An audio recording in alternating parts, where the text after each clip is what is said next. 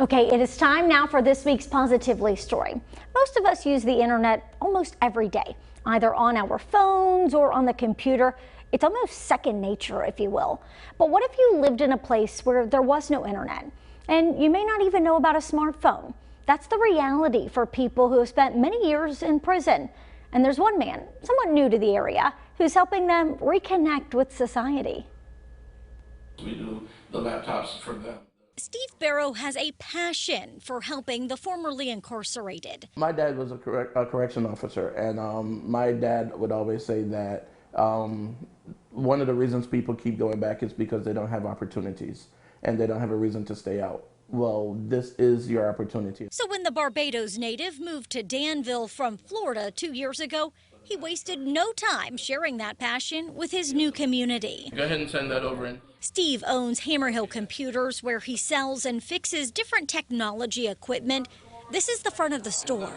They know A is for apple, that's an apple. In this small room off to the side, he uses these computers to teach people just released from prison or jail basic computer skills. The thing is, we always tell people find a job, find a place to live, find this, find that, but they don't know how to find them.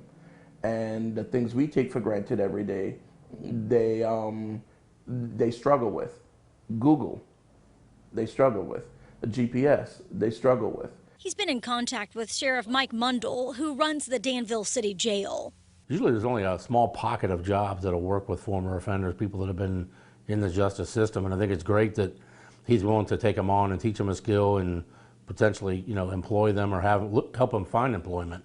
That's a home run for the community. Sheriff Mundell says he's actually refocused the jail's reentry program, hiring a lieutenant to focus on that specifically.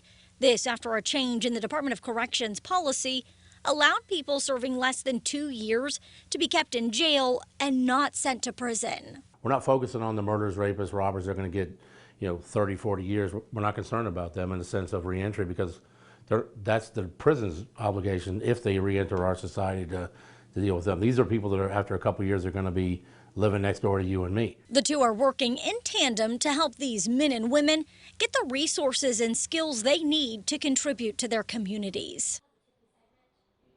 Now, just to note, Barrow does all of that out of pocket. He says it all started when he was offering computer classes and realized a lot of his customers were actually formerly incarcerated, so he wanted to offer them a free program because they knew they couldn't really afford it.